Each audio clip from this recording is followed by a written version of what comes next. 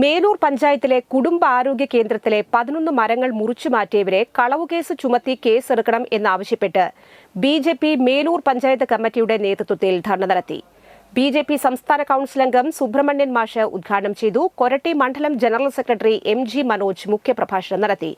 കൊരട്ടി മണ്ഡലം president Aneesh Chenthamara, vice president P R. Sivaprasad, general secretary Sunilkumar M M, panchayat general secretary Laiju Makkatti എന്നിവർ സംസാരിച്ചു. പഞ്ചായത്ത് കമ്മിറ്റി പ്രസിഡന്റ് സൗമ്യ മോഹൻദാസ് അധ്യക്ഷത വഹിച്ചു. ജയൻ എ സ്വാഗതം ആശംസിച്ചു. മണ്ഡലം സെക്രട്ടറി സുരേഷ് വെള്ളന്നൂർ നന്ദി അറിയിച്ചു. എല്ലാ കാര്യങ്ങളും വളരെ വ്യക്തമായിട്ട് കേന്ദ്ര ഗവൺമെന്റ് നടപ്പിലാക്കി. അതിനുള്ള നിയമം വരെ ഇന്ത്യൻ പാർലമെന്റിലും രാജ്യസഭയിലും പാസ്സായപ്പോഴും പ്രതിപക്ഷ പാർട്ടികൾ വിയോജിപ്പ് രേഖപ്പെടുത്തി എന്നുള്ളതാണ് വിചിത്രപരമായ കാരണം. അവസാനം വിദ്യാർത്ഥി പ്രസ്ഥാനങ്ങൾ ആവശ്യപ്പെട്ട ഒരു കാര്യം, ആ വിദ്യാഭ്യാസ മന്ത്രി രാജിവെക്കണമെന്ന് പറഞ്ഞു.